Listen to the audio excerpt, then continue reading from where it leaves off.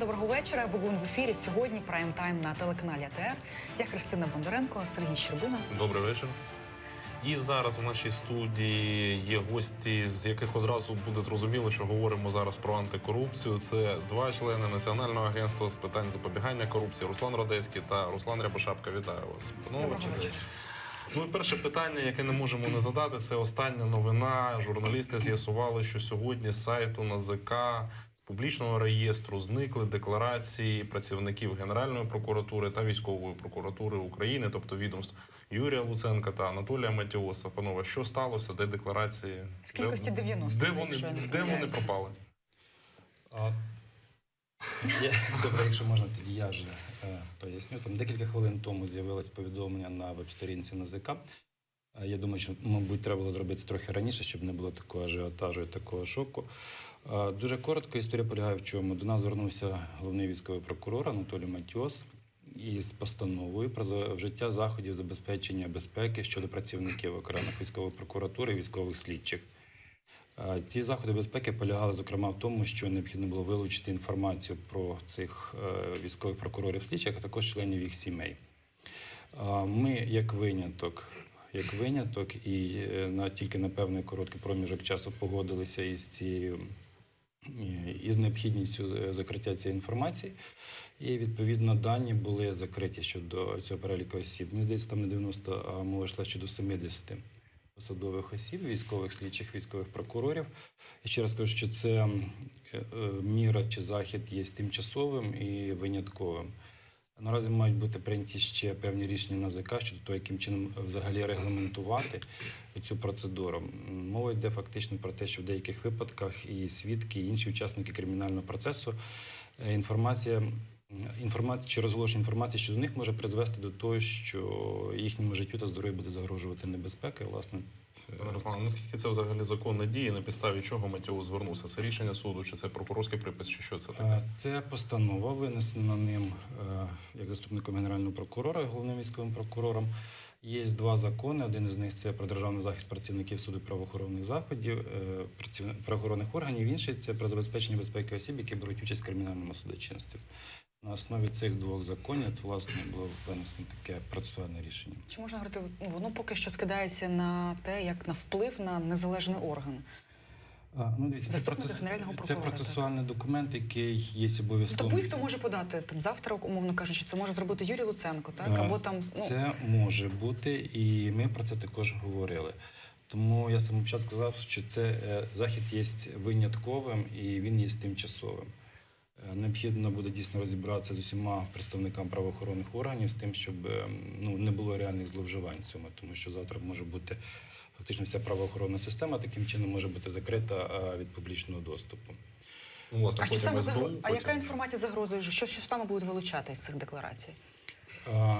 Там закрита інформація щодо майна, здається, адреси і так закриті, і близьких родичів цих військових слідчих прокурорів. А чому майна? В чому проблема, щоб майно там не світилося? Якщо, знову ж таки, закрита інформація про адресу саме? Все одно можливо ж знайти за іншими реєстрами.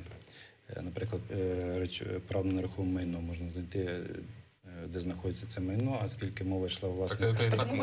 Тобто, умовно кажучи, після відкриття цих декларацій ми не побачимо, яке майно мають прокурори? Я ж кажу, що тимчасово. Ця постанова, вона не діє постійно там, чи довічно, чи вона буде діяти? На час роботи працівника в прокуратурі, чи іншим прокурором. На час його... Ні. Вона буде діяти тільки на той час, на той період, коли існує небезпека життю та здоров'я. А хто визначає цей період небезпеки? Та особа, яка прийняла процесуальне рішення, тобто Анатолій Матіос. Тобто Матіос буде визначати, так? Матіос так визначив те, що, мовно кажучи, там рік не має з'являтися нічого в деклараціях його там певного там, підлеглого.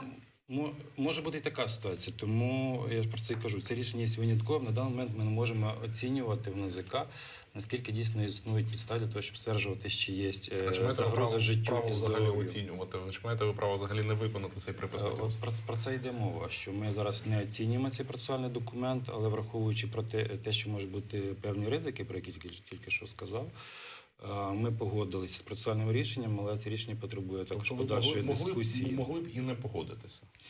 Ну, в такому випадку ми б взяли повністю відповідальність на себе за життя і здоров'я тих слідчих прокурорів, про яких йшла мова. А ви не вважаєте, що це може породити практику подвійних стандартів, практику приховування?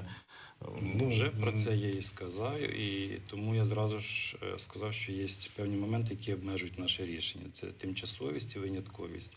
Щодо винятковості, ця дискусія повинна продовжуватися із представниками правоохоронних органів з тим, щоб дійсно не було зловживань. Ну, але це тимчасовість, це ж на період каденції цього чиновника. Ні, Тобто- це не на період, ні. поки Матіос не вирішить, що небезпека А йому він, більше не так, а він загрожує. може... А може і не може. Так, так. Тобто це все винятково від залежить. Окей. Зрозуміло. Панове, давайте тоді так, зрозуміло, що вже практику таку маємо, цікаво. Так. А скажіть, будь ласка, що взагалі зараз відбувається з цим електронним реєстром нашим багатостраждальним? Він взагалі працює чи не працює? Чи як то, що я чую різні думки? Чи як він працює, так? Чи як він працює? Що зараз? Яка ситуація? Пане Руслане, давайте, напевно, ваша черга.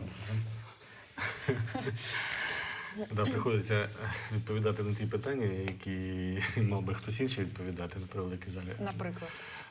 Відповідальний, як ви говорили, член національного агентства, який безпосередньо відповідає за роботу реєстру і забезпечення цієї роботи. Прізвище? Наталя Миколаївна. Ну, зараз всі шишки будуть летіти. Ні, це не тому, що шишки. Ми коли... Так простіше. Ні, Ну, це не простіше. Є воно. законом, ми вчиняємо всі наші дії відповідно до чинного законодавства. Законом чітко визначено, що члени національного агентства здійснюють розподіл між собою обов'язків. Тобто, відповідно до рішення НАЗК, ми розподілили між собою обов'язки. Наприклад, я відповідаю за аудит електронного декларування. Руслан Григорович відповідає за напрямок антикорупційної політики, конфлікту інтересів. Інший член національного агентства Скопич відповідає за інший напрямок. Наталя Миколаївна відповідає за роботу адміністративного департаменту, в якої входить в цей адміністративний департамент відділ по роботі з реєстрами, забезпечення роботи реєстру і політична корупція. Як там справа у Наталі Миколаївни? Реєстр працює чи ні? Да, так ось щодо роботи реєстру, то на сьогоднішній він сьогодні дійсно відбуваються перебої безпосередньо. Як Руслан Григорович зазначив про те, що на сайті НАЗК вже повідомлено причини, чому він, наприклад, не працював вчора, сьогодні. А в загальному плані то те навантаження, яке було, то дійсно він дав збій в своїй роботі. Ну, хто винен, ми вже зрозуміли. Да? Тепер наступне питання, що робити. А хто винен, я вам скажу, Ну, що ні, я нікого не звинувачую. Справа в тому, що у нас є УСС, ДП УСС, яке здійснює адміністрування. Це безпосередньо технічна робота програмного забезпечення. Да? У нас є Наталя Миколаївна, яка відповідальна в НАЗК за належну роботу. Тобто тут два представника мали би ефективним чином відпрацьовувати, передбачати будь-які ситуації, там навантаження, перевантаження того реєстру, провести хоча б тестування перед 1 квітнем, завершенням. Да? Всі ж розуміли, всі говорили про те, що перед 1 квітнем більше всього буде декларацій. Невже не можна було зробити тестування цього реєстру перед 1 квітнем хоча б? Ну, це ви маєте поставити це питання не тут риторично, а скоріш за все, знову ж таки... Я ставлю такі питання, і ось вчора на останньому засіданні я безпосередньо ставив таке питання. Постійно ставиться питання Наталі Миколаївні, де, наприклад, чому не працював реєстр? Раз. Друге, розумієте, всі розуміють, що реєстр, проблема з реєстром. Проблема ще не в тому, що реєстр. Реєстр, слава Богу, наповнився цими електронними деклараціями, і 1 травня наповниться ще більше. Але на сьогоднішній день забезпечена роботу реєстру лише як накопичення цієї інформації. А сама суть електронного декларування передбачає її і автоматичну перевірку одразу. Тобто звірку відомостей з усіма іншими реєстрами. Звірку зі всіма реєстрами. Знову ж проблема, я не хочу нікого звинувачити. Ну так виходить, що Департамент фінансового контролю, який здійснює аудит, він мав би отримати реєстр зі всіма згодами іншими реєстрами і автоматичну перевірку. І лише використати цей реєстр. Чому цього немає? Ну, чому цього немає? Ви знаєте, ми безпосередньо і службові записки я писав Наталії Миколаївні не один раз. Фактично. Я розумію. Про Наталю Миколаївну я все розумію. Знаєте, це як в школі про директора чи вчительку. А от мені цікаво, що заважає, якого нормативного документу немає? Чого немає?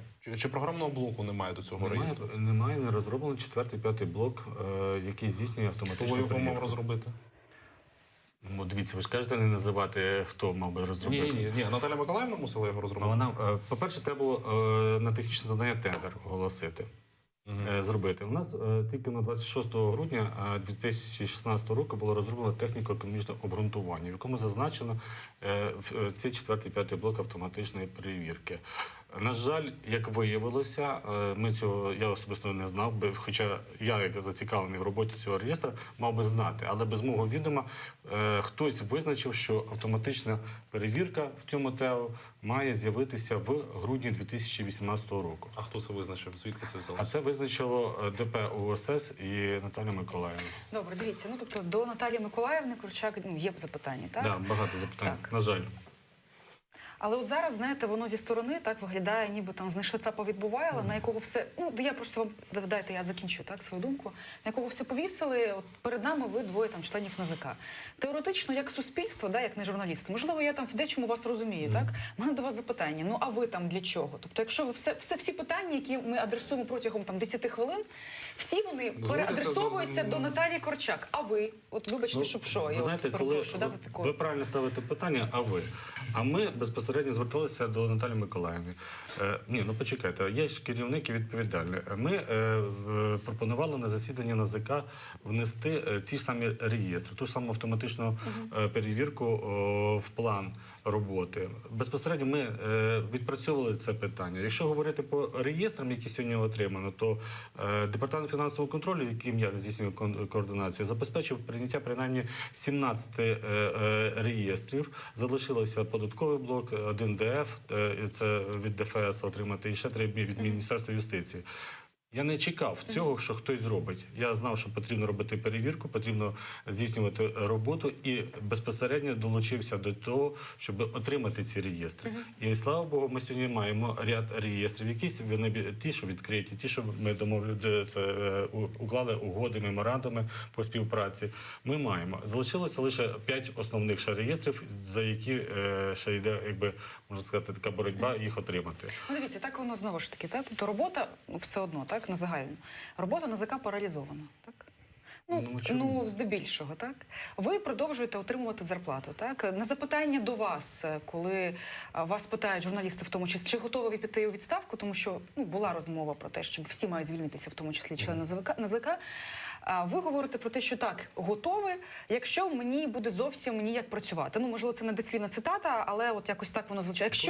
Якщо зовсім не зможу працювати, ось така була цитата пряма. Що має статися? І що означає, що ви мали на увазі під цим зовсім не зможу працювати? Дивіться, я вам хочу сказати, ви говорите заблоковано, є штучні перепони. На сьогоднішній день розпочато 87 повних перевірок, при штаті 35 чоловік. Є у нас спеціальні перевірки, яких вже проведено 3500. Тобто, якщо порахувати по кількості цих перевірок, то 21 чоловік Департаменту фінконтролю має, окрім проведення повної перевірки, ще провести за добу, за робочий час, 6 спеціальних перевірок. Це досить велике навантаження. І це все робиться руками. І це все робиться руками. Тобто це має він написати запит, до мене підійти, я відправити, підписати, відправити. Він повертається, проаналізувати і зробити висновок. Це достатньо ґрунтовна робота, важка. Ви правильно говорите, що не заблоковано, але існують проблеми саме в цьому, тому що сама суть електронного декларування передбачалася автоматична перевірка. Всі на сьогоднішній день, наприклад, подано там 1 255 декларацій. Ці 1 255 декларацій мали би автоматично здійснити перевірку. На жаль, цього немає. Немає. Зрозуміло. Щодо партії хотів Так, запитати. я тільки хотіла запитати так, щодо якраз перейти. Я спитаю, ти доповниш моє запитання. З приводу порушення, які ви знайшли відносно фінансування фізичними особами партії «Батьківщина» і «Самопоміч». Що взагалі з цими порушеннями? А ти потім так поставиш своє питання. По-перше, знайшли не ми, а знайшли працівники департаменту, які займаються запобіганням політичної корупції. Що стосується «Самопомочі», наскільки пам'ятаю, було фінансування не через банківську установу, а готівкою через касу партії внесено. Так, само собою. Там не була такої великої суми цих готівкових внесків. Що стосується ВО «Батьківщина». Із тих матеріалів, які були надані нам, було з'ясовано, що ті люди, які нібито вносили гроші через банківську установу, вони їх насправді не робили, не вносили. Це фіктивні фактично. Так, десь, можливо, схоже саме на те, що ви сказали. Тобто, нібито є люди, які ці внески робили, але насправді ці люди потім сказали, що вони ці внески не робили. Сума теж, наскільки пам'ятаю, не така значна була. Із тих матеріалів, які були нам надані, там десь біля 68 тисяч гривень. І плюс друге порушення було це порушення порядку внесення спонсорських внесків. Десь в якихось далеких районах спонсорські внески, типу того, що було надано приміщення в оренду там, за 1500 гривень, наприклад, і ці 1500 гривень не були внесені у звіт партії. Просто я чув про те, що НАЗК розглядало це питання, зокрема щодо долучення правоохоронних органів до ситуації з порушенням «Самопоміччю» та «Батьківщиною» цих питань. І я чув думку, пане Руслане, що ви намагалися цю ситуацію зламати з формальних приводів у відношенні ВО «Батьківщина». Ні, мова не йшла про те, щоб ми намагалися цю ситуацію зламати, тому що матеріали все одно були відправлені до нас поліції. Мова йшла про те, що ця ситуація, яка була, її намагалися кваліфікувати за певну статтею Кримінального кодексу. І от, власне, коли ми почали задавати запитання, чому ви кваліфікуєте за цією статтею Кримінального кодексу, в чому полягає, власне, склад злочину, і хто, на вашу думку, може бути... Хто кваліфікує? Працівники департаменту, які опікуються питаннями політичної корупції. А хто його очолює? Роман Смик, колишній працівник, колишній член, до речі, ВО «Батьківщина». Власне, в чому і виникли в нас сумніви. Якщо ти раніше був причетний до ВО «Батьківщина», потім зі скандалом звідти пішов, потім ти ініціюєш перевірку ВО «Батьківщина», і про це не говориш. Про це ми дізнаємося від представників тієї самої ВО «Батьківщина», які прийшли на засідання НАЗК. Але, очевидно, конфлікт інтересів присутній, але справа не в цьому. Справа в тому, що коли ми почали ці питання задавати, хто, на вашу думку, може бути до цього причетний, чи в чому ви вбачаєте прямий умисел, оскільки за цією статтею має бути дійсно доведено завідомість і прямий умисел. Відповіді на ці питання ми не отримали, оскільки мені так здалося, що люди навіть не розуміли, що таке завідомість і прямий умисел. Окей, там йшла мова також про незаконне використання персональних даних. Тому що хтось мав інформацію про цих людей, і цю інформацію міг використати не в спосіб, передбачений законом. Про це, наприклад, нічого не йшлося у висновку. Тобто ви не вбачаєте там кримінальної кваліфікації? Я в тому, що було наведено, в тих ознаках, я не бачу там кваліфікації за Кримінальним кодексом. Дякую. Пане Руслане, ще одне питання до вас маю. Також знаю, що підзвітний вам департамент, скажімо так, розробляв там методичні вказівки та форму декларації для антикорупційних активістів. Тобто, згідно з цією поправкою Чорновіл, треба ж зробити форму декларації, яку мають подавати члени і керівництво відповідних ГО. Ми затверджували форму по змінам законодавства, яке передбачає по військовослужбовцям, які сьогодні приймають участь в АТО. Але питання щодо ГО поки що в форму не входить. Тобто ще не розроблений порядок? Да. А коли він буде? Я хотів вам сказати, що у нас ГО має декларуватися 2018 року. Однак, наскільки я розумію, зі слів на Фейсбуці пана Руслана, вже зараз члени та керівництво ГО мають декларувати свої витрати та доходи вище 80 тисяч гривень. То не декларування, то інша ситуація. Це повідомлення про зміни майновому змінному стану. Дійсно, якщо відбувається голова громадської організації, який займається безпосередньо антикорупційною діяльністю, він має або керівництво, якщо він придбав або отримав якийсь дохід більше 80 тисяч, то він має повідомити протягом 10 днів про зміни в майновому стані. Дійсно, ми розробили рішення, затвердили, вчора ми затвердили, але в тому рішенні переважно визначено питання щодо військовослужбовців, тому що це досить важливе питання. Для мене більш першочерговим стоїть питання – це захистити інтереси військовослужбовців, які сьогодні приймають участь. Ви говорите як наш президент. Я говорю, тому що я сам вчорашній військовий, хочу вам зазначити. Моїх товаришів, досить багато моїх колег, які вчилися в військовому інституті, сьогодні приймають участь активно в антитерористичній діяльності. І вони мені безпосередньо телефонували і багато запитували, що ми маємо робити. Це дійсно факт.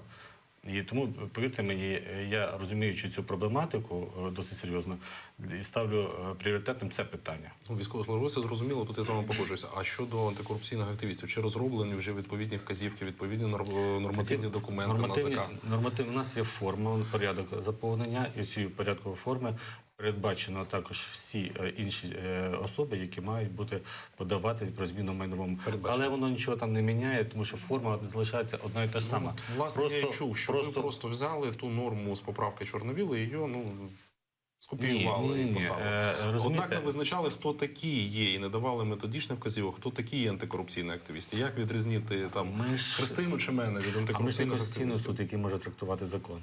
Ми виконавчий орган, який має виконувати закон.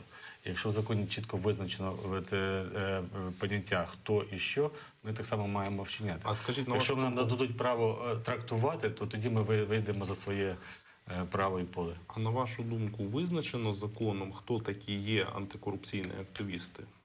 Як їх відрізнити? Питання, ви знаєте, не до мене. Питання до народних депутатів і, зокрема, до пані Тетяни. Декларації ж вони вам До пані до пані Чорновіл. Хто такі громадські активісти, які займаються антикорупційною діяльністю? Мабуть, знаєте, у нас є ж громадська організація, яка називається Центр протидії корупції.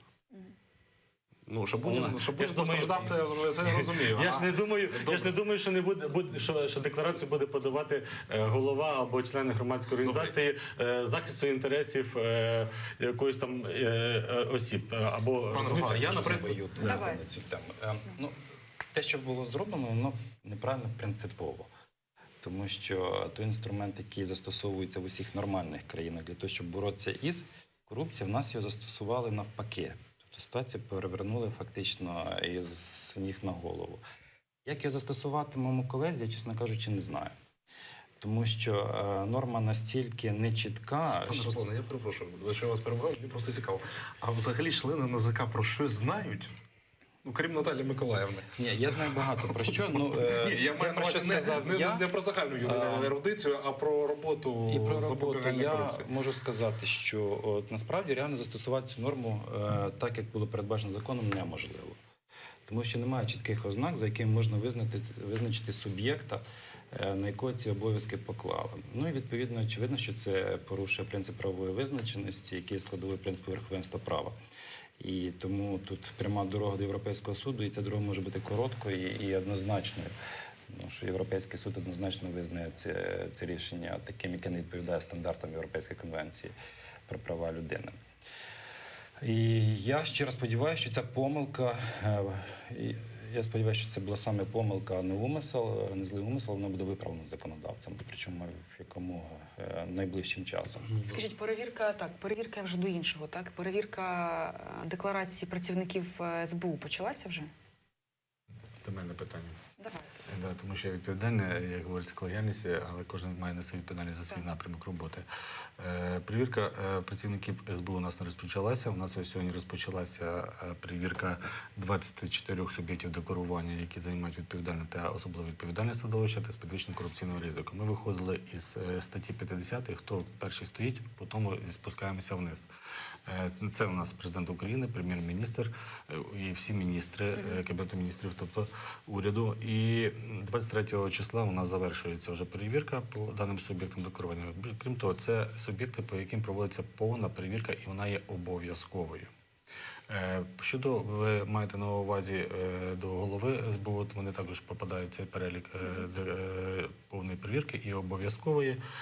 На сьогоднішній день у нас ці електронні декларації, і ми, як члени Національного агентства, навіть не отримали ще доступ до державної таємниці, а враховуючи,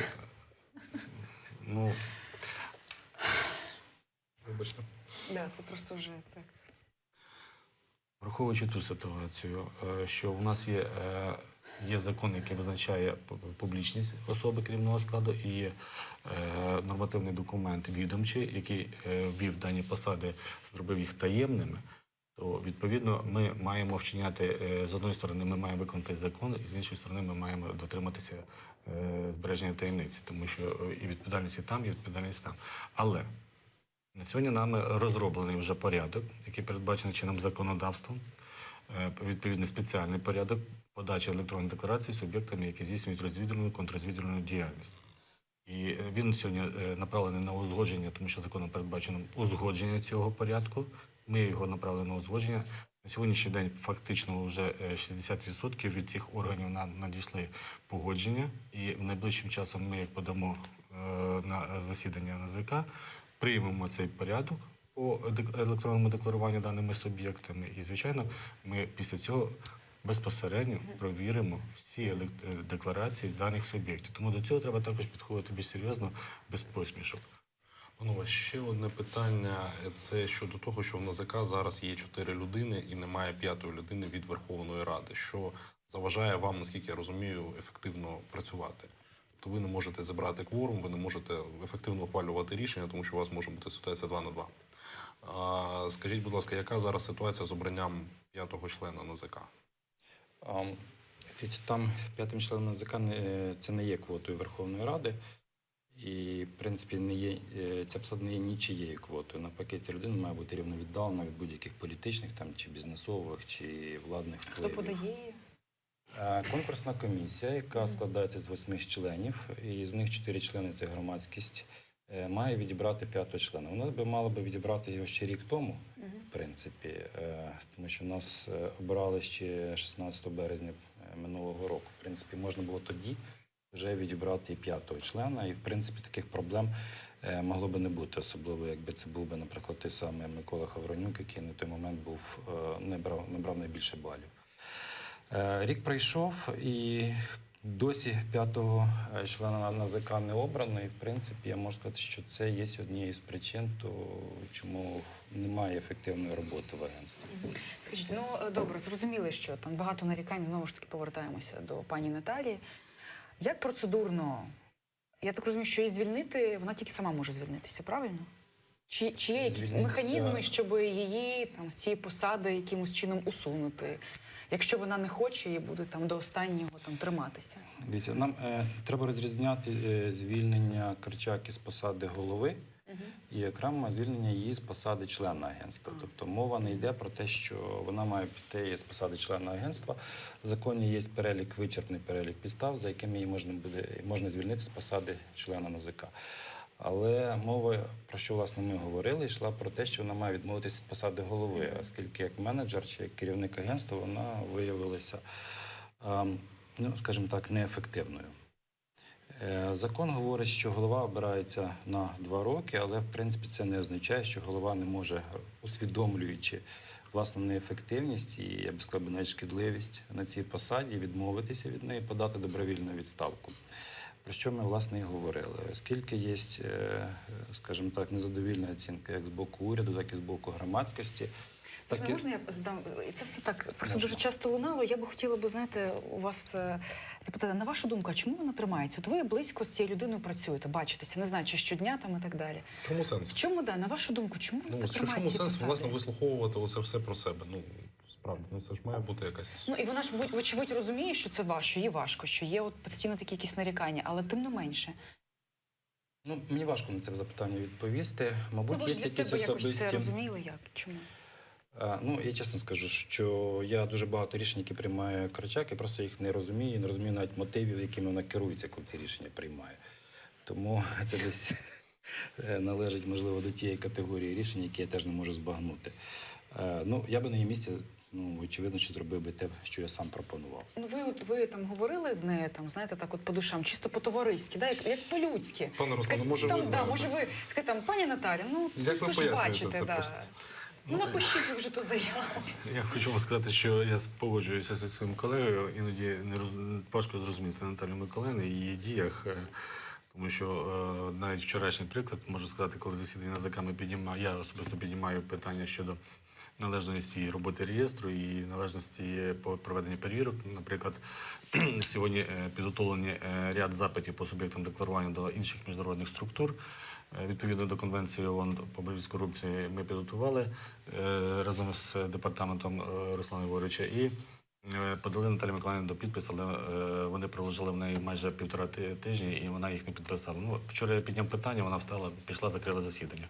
Тобто важко зрозуміти людину, її думку, позицію, коли от такі приймаються рішення, незрозумілі.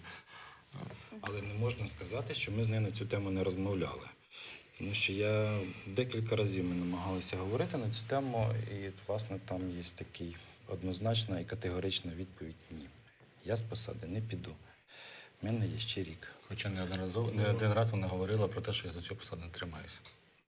Ну, у нас всі так говорять. Панове, мусимо завершувати. Дякуємо, що знайшли час до нас долучитися. Це були два члени Національного агентства з питань запобігання корупції Руслан Радецький та Руслан Рябошапка. Ми ж повернемося до цієї студії за декілька десятків хвилин. Не Залишайтеся перемикайтесь. з ЕТР.